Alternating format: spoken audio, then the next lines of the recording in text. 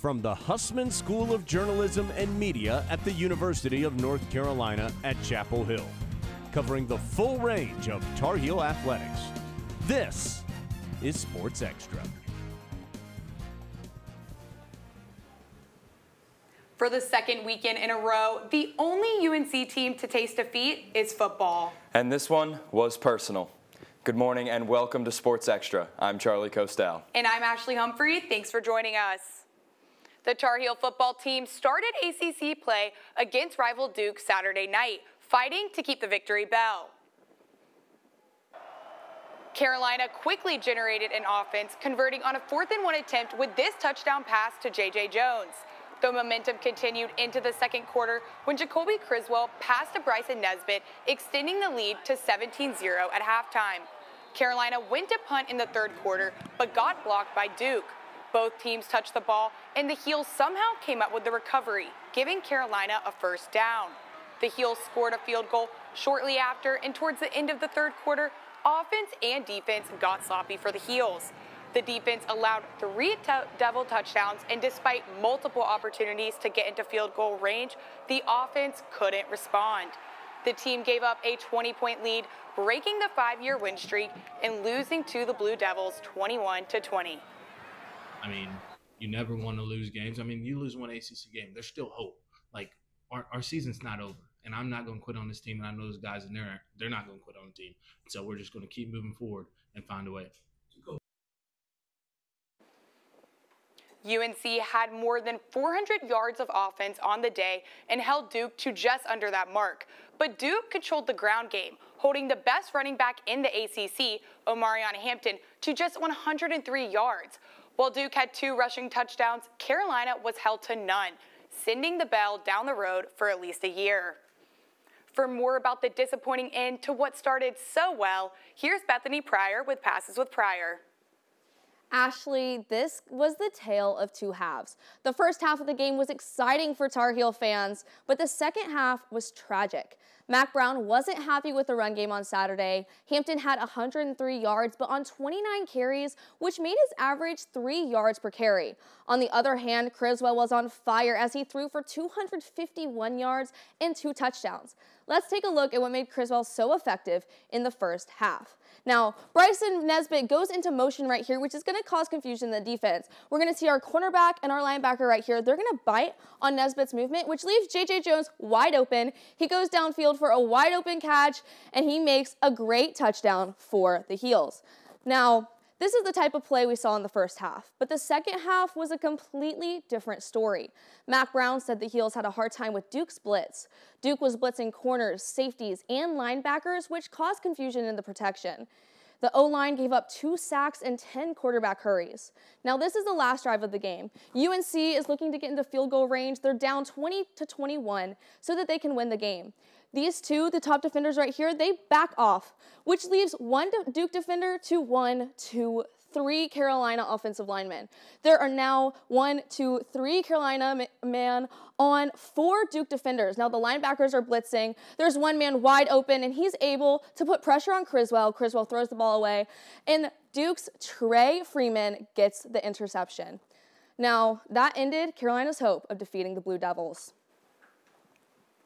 Bethany, the Heels have had 2 disappointing weekends in a row. What can we hope that the Heels will focus on this week as they prepare to face Pitt at home on Saturday? Ashley, the Heels have to hold their composure. Going into halftime 17-0, then letting Duke score 3 touchdowns in the second half for the win is unacceptable. They have to be able to adjust mid-game. Like I said before the blitzes hurt us. No one adjusted, and that cost us the game. We'll see if the Heels can reverse this trend on Saturday. Thanks, Bethany. The football team is struggling, but the show must go on. Sports Extra reporter Meredith Kierson talked with an equipment manager to get a closer look at what happens on the sidelines. Tar Heels love to show out for Saturdays in Keenan, but other students are busy behind the scenes. My name is Cooper Sutherland, and I am an equipment manager for the football team. In his position, Cooper assists players, sports staff, and coaches with things like clothes and practice equipment, providing different sizes and styles whenever needed. Okay, so these are all the players' lockers that we put stuff in. So like all their game stuff, practice stuff, clothes for the spring whenever they come back, gloves that we give them, shoes that they'll get, cold gear, accessories, stuff like that.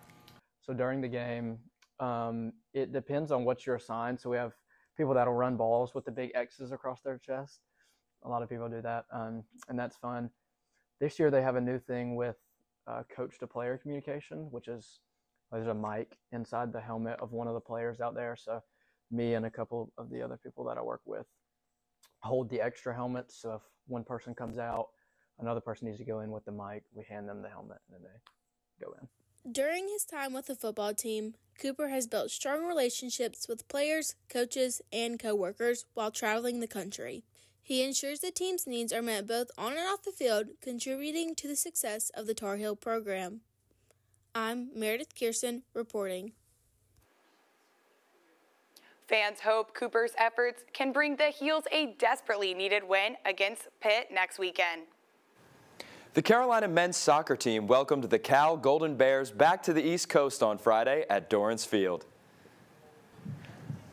Both teams came out strong defensively, leading to a scoreless first half.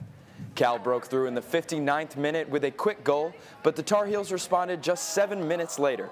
UNC junior defender Parker O'Farrell netted his first goal of the season with a strike that hit the crossbar before finding the back of the net. And in the 79th minute, graduate forward Ahmad Al-Kwak sealed the win for UNC with a powerful shot down the middle, giving the Tar Heels their 6th victory of the season, 2-1. You know, in the first half, we were in the spaces that we wanted to be in. You know, it was just a crazy thing. I mean, we were doing what we wanted to do. We just weren't doing it very well. It's great to come back from 1-0 down, be able to turn that around and end up winning the game in a short amount of time, but feeling good. On Friday, number 4 ranked UNC women's soccer took on UVA, trying to extend their unbeaten record in ACC play.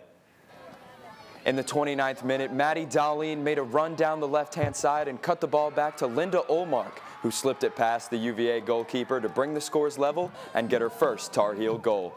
In the 37th minute, Olmark played through Kate Fossey, who powered the ball past the keeper to bring it even again going into the half. In the 73rd minute, Olmark continued her unbelievable game, putting Carolina ahead for the first time in the match after she cut inside from the left and curled the ball from just inside the box into the top right corner. The Tar Heels would see out the rest of the game to win 3-2. It felt unreal, and I owe it to the goalkeepers that help us train and my teammates for helping me practice after each practice to finish on net. And I'm so glad I got 2 in the goal today because I've been trying for a while. For more about women's soccer's lightning in a bottle, let's go to stoppage time with Spencer Haskell. Spencer, what did you make of Olmark's electrifying performance? Charlie, if you didn't know who Linda Olmark was going into Friday night's game, you definitely do now. What better way to follow up your first career collegiate goal with an assist and then a game-winning goal? Let's take a look. Carolina's first goal is going to come off of a perfectly executed counterattack. We're going to see Maddie Darlene play the ball down the strong side wing for Kate Fossey into the open corner. Now, what's super important to note here is that after making this pass, Darlene gets up the field. She doesn't sit back and watch. She gets up and joins the play, makes a great overlapping run behind Fossey, and this is where Olmark comes into play. Now, what she could have done was she could have rushed the 6-yard box and got way too close to the keeper, but instead, she sits back, she floats and keeps herself available in the passing lane, making it easy for Darlene to get her the ball in the box. Olmark doesn't get everything on this shot, but she gets just enough and is out past the outstretched reach of the keeper for her first collegiate goal. And on Olmark's second goal, it's going to come from more brilliant off-the-ball movement. What we're going to see here is a great run by Olmark, again into the open space. She sets herself up with a one-on-one for the defender, and what she doesn't do is dribble herself into the corner. Instead, she stops, faces up her defender, takes her touch, beats her to the inside, and I don't care who's in net, you're not stopping that shot, that perfectly placed screamer into the far side. I don't want to get ahead of myself, Charlie, but I can almost guarantee you that is going to be your play of the week this week. Olmark wasn't highly recruited coming out of high school, and I'm not necessarily sure how, but we are sure thankful to have her in Chapel Hill. Charlie? Spencer, the Heels are firing on all cylinders. What gives? That's exactly right. They're on quite the heater. They're on a 5-game win streak, and they're undefeated both at home and in the conference. They're finding ways to win both pretty and ugly. When they can't get the offense going, they hunker down defensively like at Syracuse and against Wake Forest. And then when they give up goals, the offense keeps them ahead just like on Friday night. And that's what great teams do. They find a way to get the job done on any given night.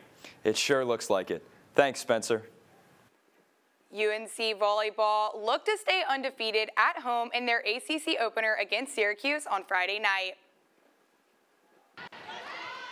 The Tar Heels came out hot and set the tone early with blocks like this one in the first set. Sophomore Sophie Hampton could not be stopped, scoring all over the court with a team-high 11 kills. The Orange had no answer for senior Mabry Schaffmaster and her high-speed serves, leading both teams with 4 aces. The Heels dominated Syracuse, winning in straight sets and extending their win streak to 5. On Sunday, UNC played Boston College in a back-and-forth match. Carolina won set 1 after a kill by senior Mabry Schaffmaster. The Eagles took the second set 26-24, with their blocks making it difficult for the Heels to score. Carolina didn't back down, though, and won the next 2 sets to remain undefeated in conference play and advance to 10-1 on the season. The Heels are looking forward to Duke this week. The Heels are off to a sizzling start and would like nothing more than to extend the streak against the lesser blue.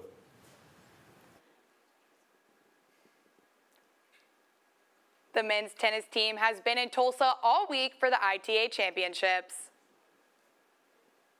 Anthony Wright had 6 wins over 6 days, putting himself into the main draw. He made it the furthest of all the Tar Heels this week, but lost in the final 32. Meanwhile, the women have been playing in their own ITA tournament in Cary. Thea Radman, ranked 43rd, showcased her talent throughout the tournament, but fell in the semifinals. Tatum Evans also put up a fierce fight, but lost a thrilling 3-set match in another semifinal. Down in the Queen City, Sophia Pedroso tells us that pro-level tennis is coming to North Carolina. Last year, BMOC Capital had acquired the rights to the Western and Southern Open, known as the Cincinnati Open, and considered moving the event to the Queen City. In hopes of having its shot with tennis, Charlotte put up the funds for a new facility. A Charlotte City Council member, Malcolm Graham, spoke on Charlotte's efforts. We, the city, put up $65 million. Mecklenburg County put up $30 million. The state of North Carolina contributed another $20 million to lower them to the community. Ultimately, BMOC Capital decided to keep the event in Cincinnati, dimming Charlotte's hopes. However, a new event is coming to Charlotte on December 6th, giving those hopes a new light. Tennis fans from Charlotte and beyond will fill the Spectrum Center for the Charlotte Invitational. They will spend their day in the Queen City to watch some of the biggest names in tennis. The young king of Sandercourt retains the crown. Carlos Alcaraz, recent Wimbledon champion, will face off against Francis Tiafoe, who made it to the U.S. Open semifinal this year. Sloane Stephens, the 2017 U.S. Open champion, will go against Madison Keys, who won the 2019 Cincinnati Open. The event, organized by the Charlotte Sports Foundation, is unlike any before. Miller Yoho from the foundation spoke with me about the scope of the event. What we want to look at is how are those 48 hours as the biggest impact from the people watching the game to the people even afterwards being able to experience what this can do for the tennis community in Charlotte as a whole. While Charlotte is used to bringing economic and cultural opportunities through other entertainment and athletic events, bringing tennis into the city opens up a new door. The International Tennis Federation has over 200 member nations, making it one of the largest organizations for international sport. Considering its wide reach, hosting an event for tennis with some of the current biggest upcoming names in the sport could help bring international attention to North Carolina's very own Queen City. Adam Rue, CEO of a development nonprofit in Charlotte, had insights regarding the potential impact of the Invitational for the entire city. Someone comes in for the Charlotte Invitational, they get to see an amazing tennis match. They leave saying, wow, Charlotte was really something. I'd like to come back. When are we planning our next trip? That's a win for us. The Charlotte Invitational will be an exciting opportunity for tennis fans across the Tar Heel State. I'm Sophia Pedroso reporting. Although not in Chapel Hill, the Invitational will be a big event for North Carolina. This weekend, UNC softball kicked off the non-conference season with a doubleheader, starting against Coker University at Anderson Stadium. While this matchup might not count towards rankings, the Lady Heels gave it their all with a shutout and home runs like this one from sophomore Sanaa Thompson, which helped seal the deal against the Cobras. The softball team also took on Brunswick Community College in the second game of their doubleheader. Carolina started off strong with a home run derby of a first inning, scoring 8 runs before giving up home plate. Tricky left-handed pitching from Nikki Harris and a key home run from Rachel Feuerst sealed the deal for a 10-0 Carolina victory. Let's hope the softball Heels can keep the momentum going against Catawba on Friday. The Tar Heel runners travel to Wisconsin on Friday for the Nuttycombe Invitational. Parker Wolf and Ethan Strand dominated, finishing 1st and 7th. Wolf set a course record, and the women's team took 7th place. Seniors Bryn Brown and Fatima Alanis led the Lady Heels, placing 10th and 15th. Before we wrap up the show, it's time to give you our top picks from this weekend as the 2 candidates for this week's Play of the Week. First up, we have Linda Olmark of the women's soccer team. UNC trailed UVA twice in this match, but no moment is too big for Olmark as she buries this shot into the side netting for her second goal of the match, giving Carolina the 3-2 victory. This was Olmark's first collegiate goal and her first brace. Next up is Ahmad Al-Kwak, who gets the ball deep in the corner and rifles off a shot from the strangest angle possible, sneaking it past Cal's goaltender, sealing the match 2-1 in favor of the Heels. Make sure you go to our Instagram story to vote for your favorite play and tune in on Friday to see if your vote won this week's honor of Play of the Week. At the Paris Olympics, 14 current and former Tar Heels competed on the world's biggest athletic stage. But athletes weren't the only Tar Heels to make the trip to France. Spencer Haskell joins us with one UNC professor who attended the games, and he has far more knowledge about the Olympics than what we see on TV.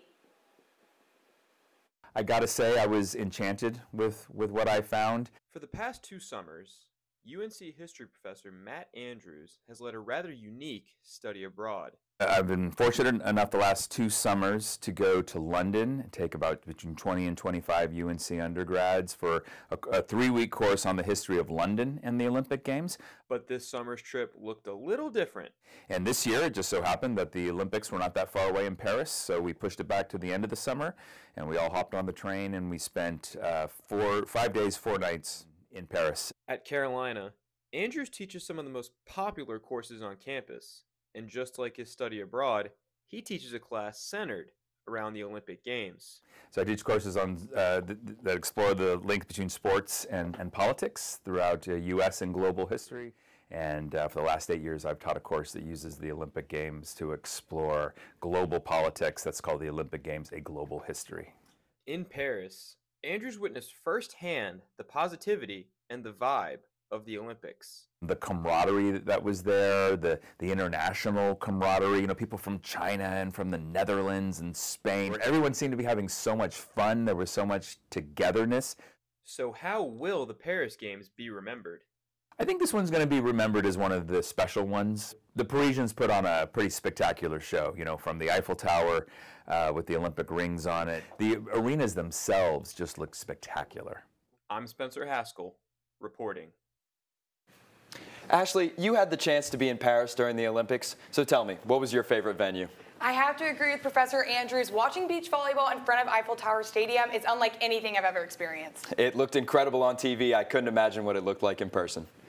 That will do it for us on this edition of Sports Extra. We'll be back on Friday with a preview of another exciting weekend in Carolina athletics.